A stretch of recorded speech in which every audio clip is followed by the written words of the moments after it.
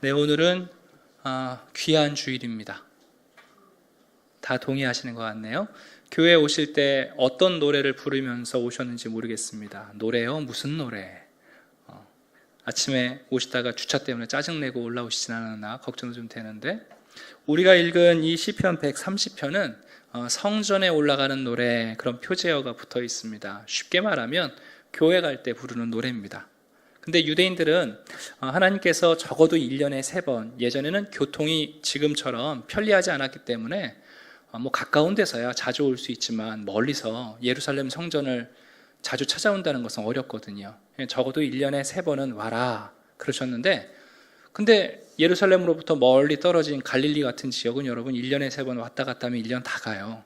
그래서 나중에는 1년에 적어도 1번, 6월절에는 내게로 와서 예배드려라 그렇게 명령하고 있습니다. 그러니까 이스라엘 백성들이 적어도 1년에 1번 예루살렘 성전을 향해서 여행할 때 불렀던 노래가 120편부터 134편까지 모두 15편의 노래가 소개되어 있습니다. 그리고 이 모든 노래에는 성전에 올라가는 노래, 그런 표제어가 붙어 있어요. 근데 이 15편의 시편이 표면적으로는 예루살렘 성전을 향해 가는 순례 여정에 부르는 노래이지만, 이것을 깊이 묵상하고 확대 적용해 보면 우리 인생의 신앙인들의 순례길을 걸어가는데 그대로 적용되는 노래예요.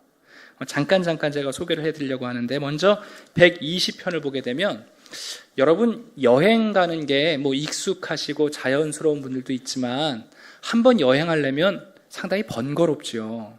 그죠? 또 짧은 여행도 아니고 길게는 2달, 3달 여행을 해야 되기 때문에 그동안에 집 정리해 놓을 것도 있고 주변에 정리할 것도 있고, 그러니까 어떤 유혹이 있냐 하면 안 가면 안 되나 이런 마음이 있어요. 우리 아버지들은, 남편 되시는 분들은 1년에 한번 휴가 받잖아요. 그러면 이제 아내가 혹시 여보 올해는 당신 집에서 쉬어요 이제 이런 말 안 하나 은근히 기대하거든요. 그리고 또 우리는 어디 안 가요 이러면 또 이제 부담되니까 가야 되거든요. 그 유혹이 있는 거예요. 그냥 올해는 좀 예루살렘 성전 가는 거 가지 않으면 안 되나. 또 거기 가느라고 경비도 들고 여정도 또 복잡하고 갔다 왔다 아이들 끌고도 너무 힘든데, 그런 마음이 있는 거죠. 그럴 때 120편은 어떻게 시작하냐 하면 안 된다. 이 여행을 좀 가자. 왜냐하면 네가 메섹과 게달의 장막에 너무 오래 머물렀다. 이렇게 시작해요. 이게 무슨 노래냐 하면, 메섹과 게달은 요즘으로 말하면 강남과 압구정쯤 되는 곳이에요.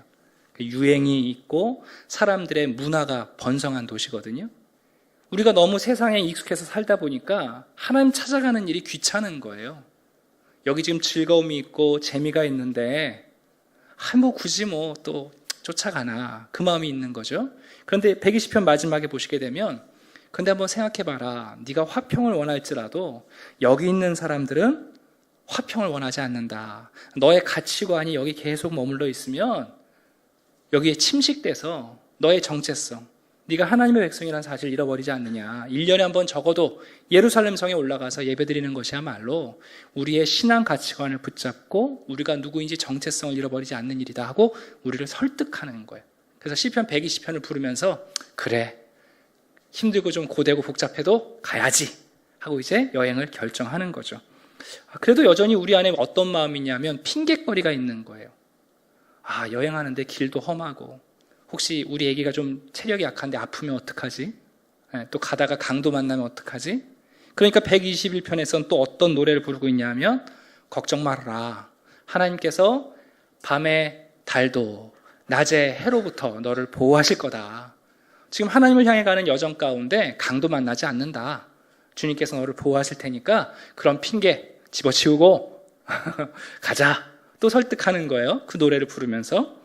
122편에 가게 되면 또 뭘 생각하냐면 옛날에 여행 때 좋았던 추억을 떠올리는 거죠. 가려고 하니까 귀찮지만 너 옛날에 한번 그 여행을 생각해봐라. 작년에 예루살렘에 가서 그 아름다운 예루살렘 성에서 즐겁게 반갑게 사람들 만나서 축제도 하고 제사도 지내고 또 제사장이 축복해줬을 때 안심하고 돌아오지 않았냐. 그 여행의 즐거움을 자꾸만 일깨우는 거예요. 그래서 예루살렘을 자꾸만 추억하게 만드는 거죠. 예루살렘아, 너는 잘 짜여진 성읍 같구나. 아, 맞아. 한 번 더 보고 싶다. 그 마음 들게. 이제 124편쯤 가게 되면요. 그 생각을 하니까 이제 우리 마음속에 뭐가 떠오르냐면, 맞아. 지난 1년도 하나님의 은혜로 내가 살았지. 하나님께서 나를 도와주셨지 하는 그 은혜의 마음을 되살려 놓으시는 거예요. 정말 힘들 때 누가 나를 도와주셨나? 내가 그분에게 감사를 표해야지. 우리의 영혼이 사냥꾼의 올무에서 벗어난 새같이 우리의 도움은 천지를 지으신 여호와께 있다 하고는 이제 그 감사의 마음을 가지고 여정을 계속 걸어가는 거예요. 그러면서 어떤 확신이 드냐 하면, 그래, 예루살렘이 견고한 동안은 내 인생도 견고할 거야. 하나님의 집이 튼튼할 때 그 하나님의 집을 바라보는 나의 삶도 튼튼할 거야. 그러면서 또 125편에 예루살렘과 동일한 운명인 자기를 또 기억하고 노래해요. 자, 126편쯤 오게 되면 그런 생각들을 하고 나니까 나도 모르게 얼굴에 미소가 지어지는 거예요. 처음에는 짜증도 나고 불편하기도 하고 피해볼까 그랬다가 이런 노래를 부르다 보니까 얼굴에 미소가 지어지고 그리고 기쁨이 찾아옵니다. 그렇게 밝은 미소로 여행을 하는데 나만 지금 이 순례길을 걸어가는 게 아니죠. 옆집에 있던 분들, 또 앞동네에 있던 분들을 길에서 만나는 거예요. 또 반갑잖아요. 그러니까 127편에 가게 되면 어떤 내용이 나오냐면, 우리 만나면 뭐 묻죠? 보통 가족들 얘기 묻잖아요. 근황 묻잖아요. 평안하셨어요? 그 얘기 하는 거예요. 집이 1년 동안 괜찮으셨습니까? 가정 평안하셨습니까? 그때 이제 서로 노래하는 거죠. 여호와께서 지키지 아니하시면 파수꾼의 경성함이 허사다. 우리 집을 하나님께서 도우셔서 이렇게 잘 평안하게 지냈습니다. 그럼 또 이제 앞집 사람들, 옆집 사람들 축복해 줘야 될 거 아니에요. 그 내용이 이제 128편이에요. 당신의 아내는 포도나무고, 아이들 보니까 감람나무 같고, 서로 축복하면서 이 여정을 지금 독려하는 거죠. 129편에 가게 되면 이제 그 여행을 남모르는 사람들과 친구들과 친척들과 걸어가면서 간증 좀 하는 거예요. 우리가 이 길 지금 잘 가고 있는 것 같습니다. 지난 1년 동안 이런저런 여정이 있었는데요, 제가 믿음으로 싸워서 이겼습니다. 129편에 보면 이런 얘기가 나와요. 어릴 때부터 여러 번 괴롭혔으나 나를 이기지 못하였도다. 여호와가 의로우사 악인들의 줄을 끊으셨습니다. 영적 무용담, 자기들의 간증거리, 승리의 소식을 전하면서 이제 그 여행을 걸어가는 거죠. 참 좋겠죠? 그런데 다 이런 노래를 부르면서 가면 오죽이나 좋겠어요. 근데 그 여행을 지금 끌려가는 사람도 있다고요. 습관 때문에 마지못해서 1년에 한 번 예루살렘으로 가는 사람도 있고, 또 그냥 별 생각 없이 가는 사람도 있고, 사실은 마음이 되게 불편한데 그 길을 걸어가는 사람도 있어요. 그런데 만나는 사람마다 막 서로 축복하고 자랑하고 자기 신앙의 무용담을 얘기하고 하나님이 이런 은혜를 주셨다고 그러고 하나님이 올무에서 새같이 나를 자유롭게 하셨다고 이런 얘기를 듣는데, 그 가운데 어떤 사람은요, 그동안 잊고 지냈던 나의 삶의 그림자가 갑자기 깊게 들이오는 거예요. 저 사람들은 저렇게 기뻐하고 좋아하고 서로 축복하고 신나서 예루살렘에 올라가는데, 내 속에는 지금까지 좀 잊고 지냈던 거, 대충 덮고 지냈던 거, 이 정도면 됐지 하고 무시했던 삶의 그림자가 갑자기 엄습하는 거죠. 다들 빛 가운데 걸어가는 것 같은데 나만 어둠에 있는 것 같은 거예요. 물론 이 순례 여정도 하나님께서 내가 이 여정을 걸으면 좀 조금이라도 도와주시겠지, 뭐 안 가는 것보다 낫겠지, 내가 지금 예배 드리면, 가서 제사 드리면 하나님께서 또 나를 조금 기억하셔서 뭐 저들같이 그렇게 행복한, 저렇게 만족스러운 삶은 아니겠지만 그래도 뭐 안 하는 것보다 낫겠지 하고 그 길을 걸어가다가 이제 갑자기 큰 어둠을 만나는 거죠. 그게 시편 130편이에요. 그래서 이 성전에 올라가는 노래 가운데 시편 130편은 참회 시의 성격을 갖고 있어요. 오늘 여러분과 함께 이 시편을 잠시 소개해드리고 말씀을 나누고자 합니다. 한번 1절을 볼까요? 그래서 이 시인이 이렇게 시작합니다. 여호와여, 내가 깊은 곳에서 주님께 부르짖습니다. 다른 사람들은 얼굴에 미소, 기쁨, 서로 자랑하고 축복하고 영적 무용담을 나누고 있는데, 지금 이 사람은 같은 길을 걷고 있는데 깊은 어둠 속에 있어요. 얼굴에 그늘이 드리워져 있고 마음 깊은 곳에 덮고 지냈는데 어디서 바람이 불었는지 커버를 덮개를 벗겨버렸더니 냄새가 나기 시작하는 거죠. 그때 주님께 부르짖기 시작합니다. 주여 내 소리를 들으시며 나의 부르짖는 소리에 귀를 기울이소서. 오늘 여러분과 나누고 싶은 첫 번째는 뭐냐 하면, 만약 우리가 절망 가운데 있다면 그때 우리가 해야 할 일은 뭐냐면 하나님께 자복하는 일입니다. 여러분, 이런 어둠 속에서 우리가 걸어가는 생명의 길은 뭐냐 하면 그 어둠을 하나하나 계산해내는 게 아니에요. 좀 다른 말로 말하면 죄를 헤아리는 것이 생명의 길이 아니고요, 그 죄를 용서받는 길이 생명의 길이거든요. 많은 사람들이 길을 걸어갈 때 어떻게 걸어가냐 하면, 특별히 힘들고 어려운 인생을 살아가시는 분들이 자기의 힘들고 어려운 것을 하나하나 계수하세요. 그리고 또 적어요. 장부에다가. 그 헤아리면 헤아릴수록 어떤 생각이 드냐 하면 더 어려워요. 더 캄캄해지거든요. 그래서 절망 가운데 빠져 있다면 우리가 해야 할 일이 뭐냐 하면 하나님께 자복하는 거죠. 그러니까 이 노래가 우리에게 가르쳐주는 것은 뭐냐면, 깊은 곳에서 우리가 해야 할 일이 뭐냐 하면 하나님께 부르짖으라. 그리고 그 깊은 곳에서 부르짖는 소리를 들으시는 그분께 기도하라 하는 거죠.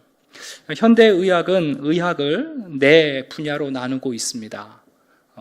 의학에 관심이 많죠. 병원에도 관심 많으신데, 최근에는 그 의학을 네 가지로 나눈다고 해요. 첫 번째는 예방의학. 옛날엔 사실 이런 개념이 없었거든요. 몸이 아프면 병원에 가는데 요즘은 병원 오기 전에 병을 미연에 방지하자. 그래서 이제 예방의학을 이라는 분야가 있어요. 그래서 요즘은 의료보험에서 여러분들 때 되면은 검진하십시오 하고 오잖아요. 이제 예방의학 차원이에요. 두 번째는 뭐냐면 진단의학이 있어요. 예전에는 의사 선생님이 문진하고 청진기 대고 일일이 의사 선생님들이 진단을 했는데, 요즘은 이제 첨단 기기들이 있으니까 CT, MRI 이런 걸로 진단의학이 따로 있어요. 그리고 나서 우리가 보통 전통적으로 알고 있는 의학이죠. 이제 치료하는 의학 분야가 있고요. 근데 여기서 끝나지 않아요. 요즘 현대의 질병은요, 이 장기전으로 들어가는 질병들이 많아요. 그래서 요즘 최근에 네 번째는 뭐냐면 이제 요양의학이라고 말하는, 우리가 흔히 말하는 호스피스라든가 요양시설 같은 것들이 생기는 거죠. 근데 여러분, 이 네 가지 중에서 가장 중요한 게 뭘까요?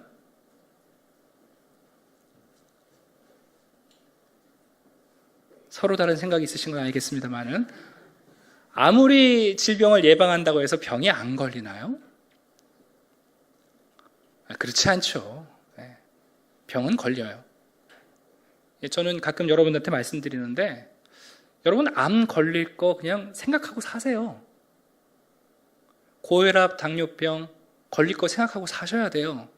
그렇게 좋은 계란들을 드시고 사시는데 어떻게 그런 병이 우리를 피해갈 수 있겠어요? 여러분, 우리 예외사항 아니에요. 물론 예방을 하면 조금 가벼울 때 치료할 수 있고 미연에 방지할 수 있는 것도 있겠지만, 그러나 궁극적으로 우리가 가지고 있는 가장 큰 질병인 죽음이라는 건 예방이 안 되는 거거든요. 또 진단의학. 여러분, 이렇게 과학이 발달한 시대에도 오진율이 얼마나 많은지 몰라요. 그렇게 여러분 몸속을 여러분 마치 뜯어본 것처럼 뜯어보지 않습니까? 단층 촬영 같은 거 하게 되면요, 무슨 이게 정말 우리 몸속을 다 들여다보잖아요. 그래도 몰라요. 그래도 몰라요. 사실 여러분, 가장 의학에서 중요한 것은 역시 어쩔 수 없는 치료죠, 치료. 좋은 의사를 만나서 좋은 약을 만나서 우리를 치료해내면 그게 여러분 사실은 가장 중요한 일이죠. 우리가 깊은 어둠 속에 있을 때, 아이고 내가 괜히 그 일 해갖고 이렇게 됐다, 내 인생이 이렇게 됐다, 그 사람 만나갖고 내 인생이 이렇게 됐다, 그때 그 길을 선택해서 이렇게 됐다. 그 여러분, 우리는 인생을요 절대 예방할 수가 없어요. 그건 후회일 뿐이니까. 또 한 걸음 더 나아가서 내 나름대로 내가 나를 진단해 보는 거죠.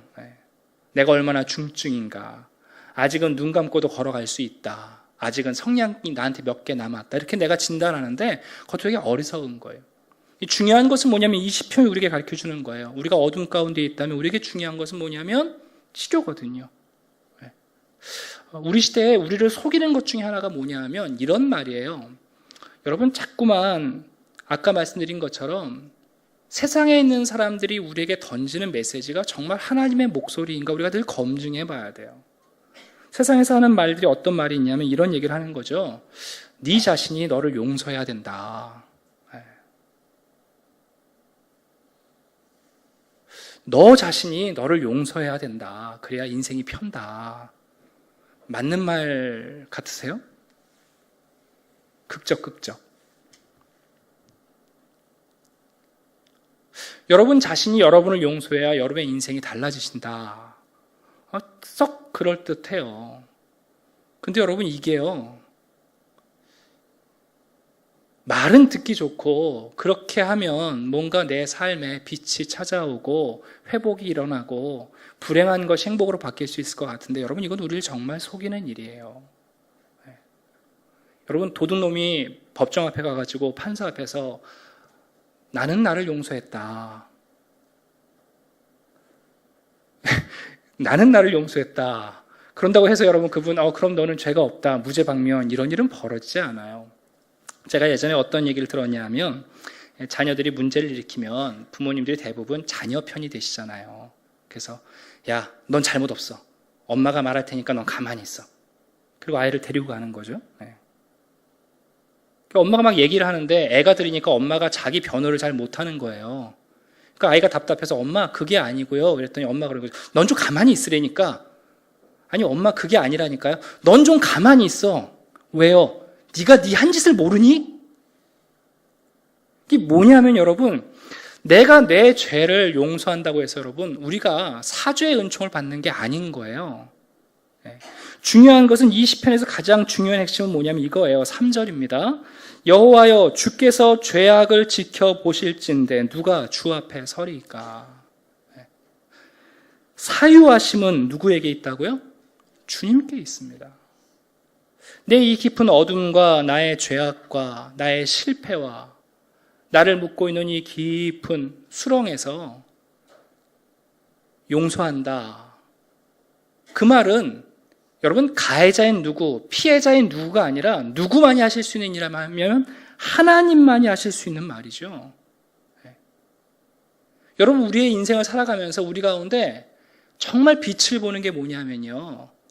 내가 잘못했는데 그 사람이 나를 용서해 줬다고 해서 여러분 우리가 마음이 시원하지 않아요.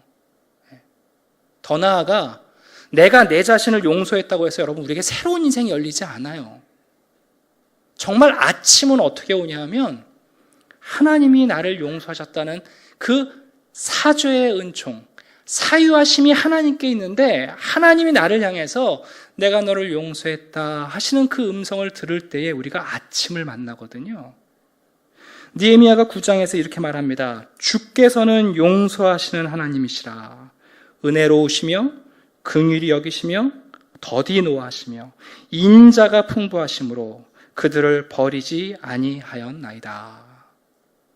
여러분 신앙은 궁극적으로 이 한 고백에 달려 있어요.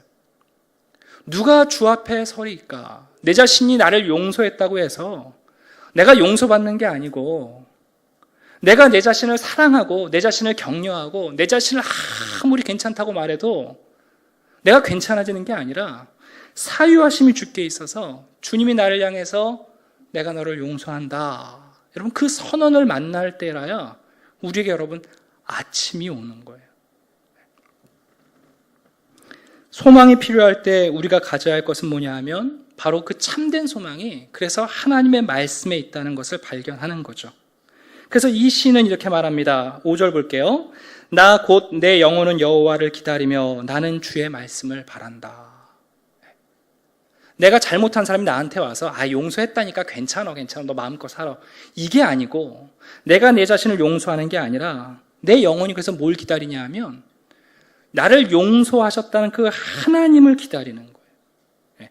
나를 용서하셨다는 그분의 말씀 한마디를 기다리는 거예요. 어떻게 기다리고 있냐면 파수꾼이 아침을 기다림보다 더 주님을 기다리는 거예요. 참으로 파수꾼이 아침을 기다리는 것처럼 그렇게 기다리는 거예요. 근데 많은 사람들은 여러분 아침을 기다리기 위해서 주님의 말씀을 바라는 게 아니라 뭘 찾냐면 성량을 찾는 거죠. 그래서 많은 신앙인들이 아침을 바라보는 성도들이 아니라 성량 파는 소녀들이 많아요. 어둡고 깊은 순간에 빛이 필요하니까 성냥 하나 그어가지고 와 빛이다. 그리고 조금 밝히고 조금 온기를 느끼는 거죠. 근데 여러분 그거 갖고 여러분 우리 못 살아요. 사유하심이 주께 있어서 하나님이 우리를 향해서 내가 너희를 용서한다. 그 죄가 너희들의 인생을 발목 잡지 않고 그 어둠에 머물러 있지 않고 내가 너에게 새로운 삶을 준다는 그 주님의 말씀을 듣게 될 때 우리의 인생에 진짜 아침이 오는 거거든요. 아침이. 여러분 성냥을 켜는 것하고 아침이 오는 것은 전혀 다른 거예요. 많은 신앙인들이 기독교를 종교로 여기는 것이 뭐냐 하면 그 바로 성냥 사러 오는 거예요. 주일날 와서 뭐 사러 오셨냐면 지금 성냥 사러 오신 거예요. 어떤 분들은 라이터 샀다고 몇 주 빠지기도 하세요. 근데 여러분 우리의 신앙은 거기에 있지 않아요. 우리는 뭐 하냐면 하나님의 말씀을 듣고 새 아침을 맞기를 원하는 거예요. 그러면 내 자신이 달리 보이고요. 내 앞에 있는 사람이 달리 보이고요. 세상이 정말 밝게 보이는 거거든요. 저희 선배님들이 농담으로 그런 얘기 하셨는데 절대로 미팅 나갈 때 조명이 어두운 데서 아가씨들을 만나지 말아라. 실물을 볼 수 없다.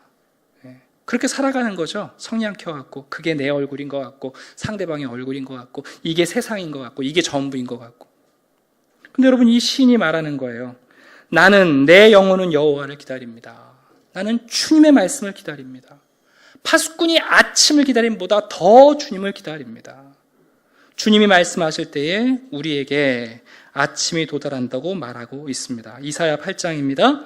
마땅히 율법과 증거의 말씀을 따를지니 그들이 말하는 바가 이 말씀에 맞지 아니하면 그들이 정녕 아침빛을 보지 못하리라.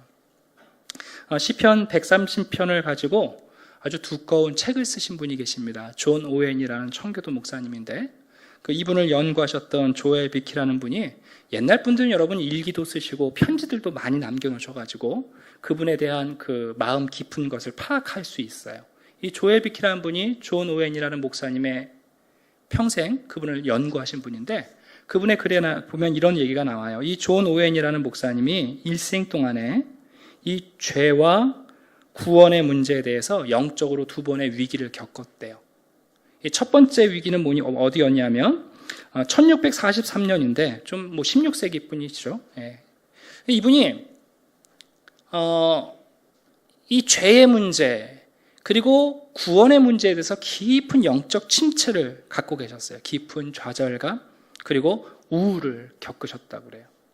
그래서 자기의 어떤 이런 문제에 대해서 해결해 줄 수 있는 분을 찾아서 열심히 돌아다닌 거예요. 왜 여러분들도 우리 신앙인들도 그러잖아요. 영적으로 좀 껄쩍지근하시면 찬양도 찾고 말씀도 들으려고 하고 어떤 목사님도 찾아가 보고 기도원도 가보시고 그러시는 것처럼 그러다가 이 존 오웬 목사님이 당시 아주 유명한 그 에디먼드 칼라미라는 목사님의 설교를 듣기 위해서 그 교회를 찾아가셨다고 그래요.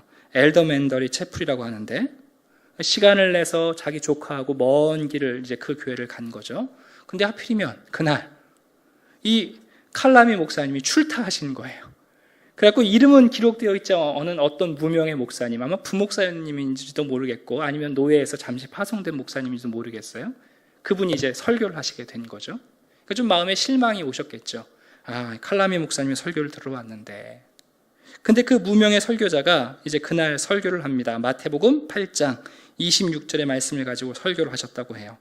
어찌하여 무서워하느냐? 믿음이 작은 자들아.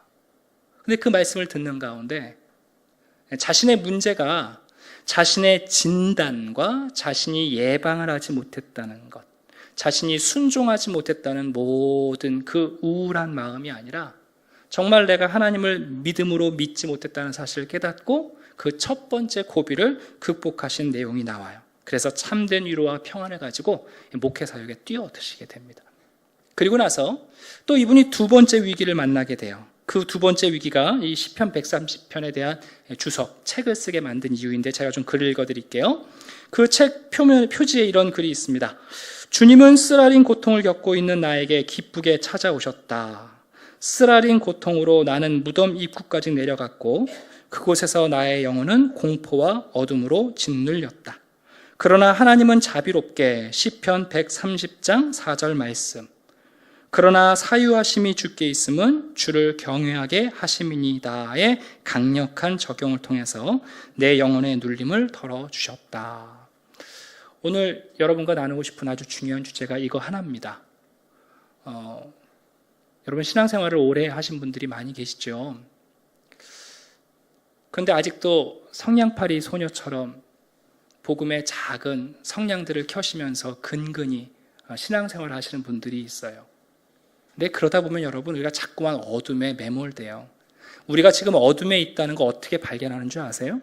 여러분 캄캄한 데서 다니시다 보면 어떤 일이 벌어지죠? 자꾸만 뭐에 부딪혀요. 여러분 신앙인들이 내가 어둠 속에 있다는 것을 어떻게 점검하냐면요, 자꾸만 부딪혀요. 왜 교회 안에서 여러분 인간관계가 걸리는 줄 아세요? 자꾸만 부딪혀요. 삶에 이것저것 손대는데 왜 여러분 자꾸만 고통스러운 줄 아십니까? 자꾸만 부딪히는 거예요. 그때마다 목사님 찾아오시고 기도원 가셔서 성냥 하나씩 켜봤자 여러분 그거 오래 못 가요.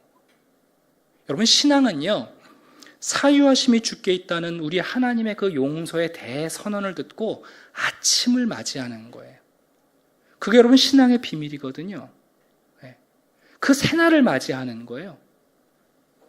그래서 이 시편은 이렇게 연결되어 있습니다. 그 사유하심을 들은 사람은 주님을 경외하게 됩니다. 그 아침을 경험한 사람은 그 아침이 시간이 지나서 오는 것이 아니고 자연스럽게 오는 것이 아니라 내가 주님을 바라고 또 바랬을 때 하나님께서 말씀으로 내게 아침을 가져다 주시는 것을 알게 될 때 그 아침을 가져다 주신 하나님을 내가 사랑할 수밖에 없다는 것을 깨닫게 된다는 거예요. 우리가 아는 것처럼 누가복음 보게 되면 50데나리온 그리고 500데나리온 빚진 사람이 나오죠. 예수님이 시몬에게 묻지 않으십니까? 시몬아, 어떤 두 사람이 500데나리온, 50데나리온 빚졌는데 주인이 둘 다 탕감해줬다. 그럼 누가 더 주인을 사랑하겠느냐? 삼척동자도 아는 얘기죠. 시몬이 대답합니다. 많이 탕감함을 받은 자니이다. 예수님 말씀하십니다. 옳다. 여러분 어떤 사람이 기쁨으로 주님을 섬기고 예배하고 노래하며 성전에 올라오고 하나님께 봉사하고 하나님께 우리 자신을 드려도 아깝지 않고 어떤 사람이 주님을 기뻐하며 살아갈 수 있는가? 그 사유하심의 음성을 들은 사람이에요. 많이 탕감받았어요. 내가 정말 감당할 수 없는 어둠이었는데 하나님께서 용서하신 거죠. 그래서 그 용서, 그 사염의 음성을 들은 사람은 하나님을 경외할 수밖에 없어요. 사랑할 수밖에 없어요. 그 사람들은 아침을 맞이해서 살아가는 사람들이에요. 그러나 그렇지 않으면 여전히 성냥개비 같고 불 켜면서 근근하게 살아가야 되는 거죠. 여러분 신약 성경에 우리가 잘 아는 사도 바울이 있죠. 사도 바울은 어떤 사람이었냐면 남들은 몰라도 나는 랜턴 가지고 있는 사람이다 하고 살았던 사람이죠. 너희들은 어쩔지 모르겠지만 나는 바리새인이고 율법학자고 율법을 다 지킨 사람이고 나야말로 모든 것을 보는 사람이고 빛을 가진 사람이라고 자부했던 사람 아닙니까? 근데 예수님이 여러분 바울을 어디서 만나십니까? 언제 만나십니까? 대낮에 만나십니다. 그 밝은 대낮에. 그러나 바울이 감당할 수 없는 빛을 비추시죠. 바울이 눈이 멉니다. 사도행전 22장에 보면 참 재미있는 표현이 나오는데 나와 함께 있는 사람들이 빛은 보면서도 놀랍게 그 빛을 바울만 못 봤죠. 옆에 있는 사람이 다 봤어요. 나에게 말씀하신 이의 소리는 듣지 못하였더라. 신앙생활을 오래 하면 오래 할수록 우리는 사유하심이 하나님께 있다는 사실을 자꾸만 잊어먹습니다. 우리가 여러분 깊은 어두운 곳에 머물 때에 우리가 자꾸만 어딘가에 부딪힐 때에 또 우리의 살 길과 생명의 길이 어디 있는가 우리의 죄를 헤아리는 데 있지 않거든요. 여러분 오늘도 어둠 가운데 있는 우리에게 아침은 어떻게 오냐 하면 나의 죄를 용서하시는 그 사유하심이 주께 있다는 것을 알고 기다리는 거죠. 주님이 이 죄를 어떻게 하시는가, 이 어리석음과 이 연약함을 어떻게 용서하시는가, 그 용서하심을 만날 때라야 그때 여러분 우리 가운데 아침이 오는 거예요. 그 아침이. 이것을 어떻게 표현해 드릴까 제가 참 고민을 많이 했어요. 성냥개비를 켜고 만족하는 사람들에게 여러분 아침을 바라보라고 하는 게 가능할까? 근데 여러분 예수 그리스도는 우리에게 그저 성냥 주려고 오신 분이 아니시거든요. 여러분의 삶에 아침을 주려고 오신 분이세요. 그 순간부터 여러분 세상이 달라지는 거죠.